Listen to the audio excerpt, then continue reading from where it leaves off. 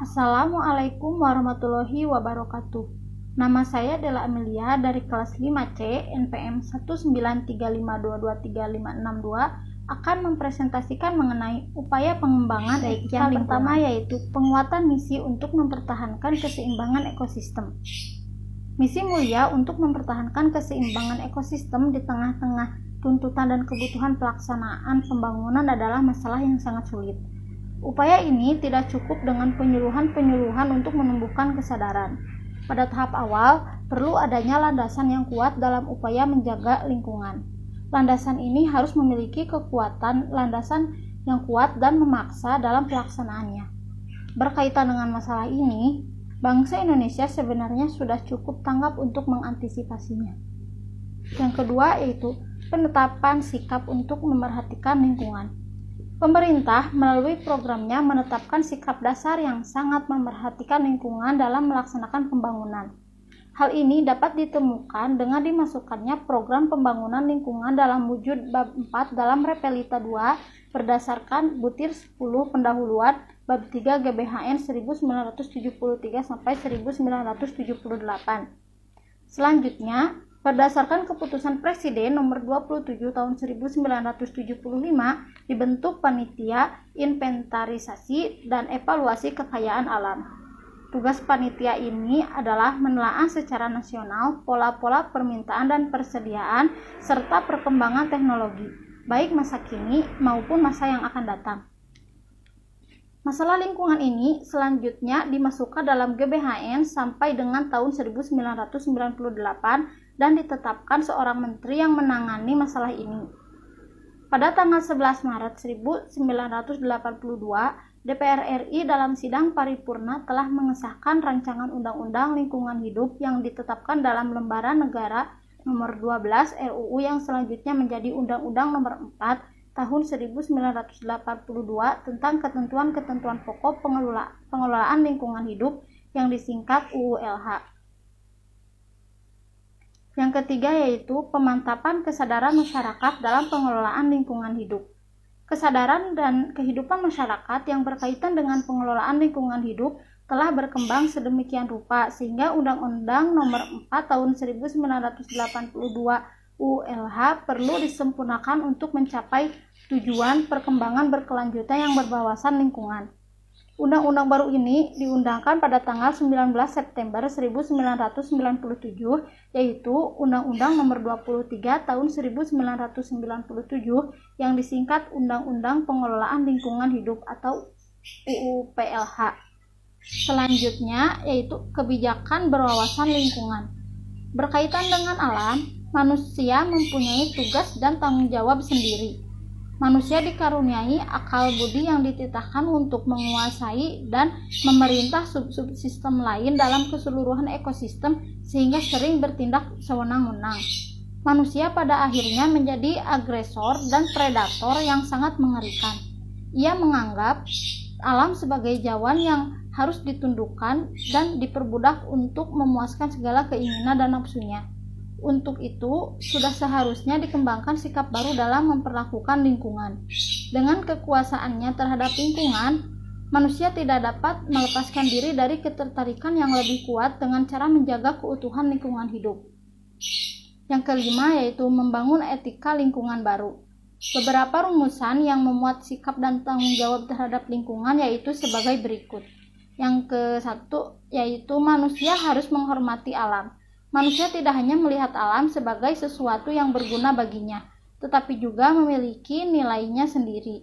Jika terpaksa mencampuri proses-proses alam, ia hanya melakukan seperlunya dengan tetap menjaga keutuhannya. Yang kedua, manusia harus menanamkan kesadaran akan tanggung jawab khusus terhadap lingkungan lokal sendiri agar lingkungan bersih, sehat, dan alamiah. Yang ketiga yaitu manusia harus bertanggung jawab terhadap kelestarian biosfer. Yang keempat ada solidaritas dengan generasi-generasi yang akan datang harus menjadi acuan dalam pengelolaan lingkungan. Manusia bertanggung jawab untuk meninggalkan ekosistem bumi ini secara utuh dan baik kepada generasi yang akan datang.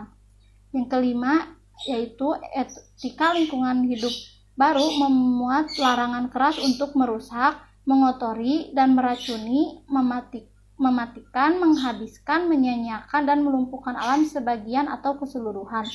Yang keenam, ada perlu dikembangkan prinsip proporsionalitas. Yang terakhir yaitu prinsip pembebanan biaya pada penyebab kerusakan lingkungan. Selanjutnya yaitu mewujudkan pembangunan yang berwawasan lingkungan. Masalah lingkungan sangat berkaitan dengan sistem. Rusaknya sistem tersebut akan merusak hidup manusia. Kerusakan lingkungan yang terjadi secara global merupakan tanggung jawab bersama.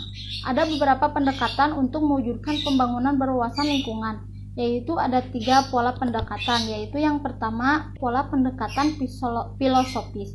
Dalam perspektif pembangunan yang berwawasan lingkungan, manusia dipandang sebagai subjek dan objek pembangunan. Dikatakan subjek dan subjek pembangunan karena ia merupakan pelaksana pembangunan. Adapun dikatakan objek pembangunan karena sasaran hasil pembangunan pada hakikatnya untuk kepentingan manusia. Dengan kata lain, pembangunan dilaksanakan oleh dan untuk manusia. Pada dasarnya, tujuan pembangunan adalah tercapainya standar kesejahteraan yang adil dan merata bagi hidup manusia. Karena aspek kesejahteraan yang adil dan merata di setiap wilayah harus diupayakan. Dalam pelaksanaan pembangunan, manusia memiliki hak dan kewajiban yang diatur sedemikian rupa sehingga kedudukan manusia sebagai subjek dan objek pembangunan dapat terwujud. Akan tetapi, pelaksanaan hak dan kewajiban manusia dalam mencapai kesejahteraan harus memerhatikan kelestarian lingkungan alam serta tetap tersedianya sumber daya yang diperlukan. Yang kedua yaitu pola pendekatan ekologis. Dalam pola pendekatan ekologis ada 2 sikap, yaitu sikap teknokratis dan sikap dikotomis.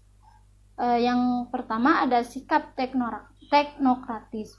Menurut Frans Magnisuseno, salah satu penyebab kerusakan lingkungan adalah sikap teknokratis. Istilah teknokratis berasal dari bahasa Yunani, yaitu tekne yang artinya keterampilan dan kriteria yang artinya menguasai. Dengan demikian, secara umum teknokratis artinya keterampilan untuk menguasai alam, untuk menguasai sesuatu. Sikap teknokratis pada intinya merampas dan membuang alam dan mengambil semua yang diperlukan dalam kehidupan manusia. Yang kedua yaitu sikap dikotomis.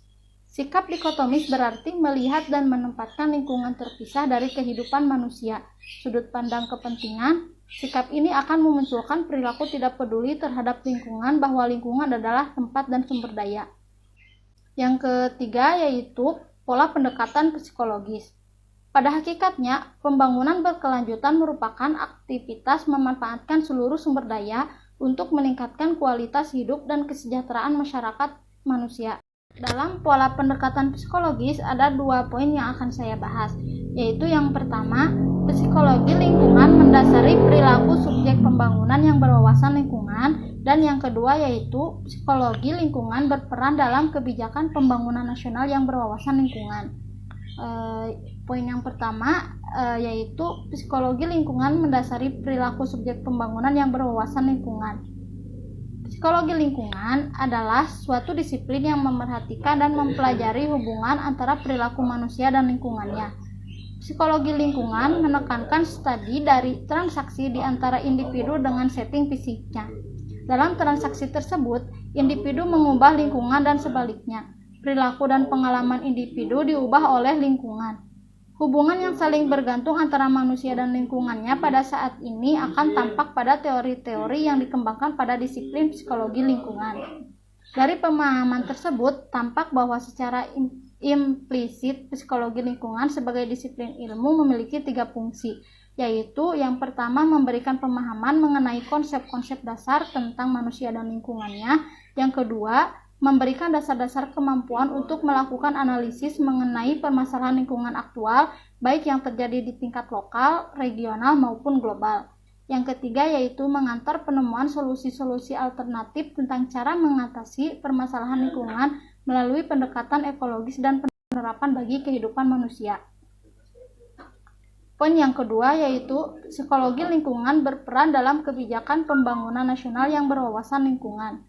Secara umum, peranan psikologi lingkungan dalam penentuan kebijakan pembangunan nasional yang berwawasan lingkungan meliputi 3 hal, yaitu fungsi inspiratif, fungsi daya operatif, dan fungsi evaluatif. Poin pertama yaitu fungsi inspiratif.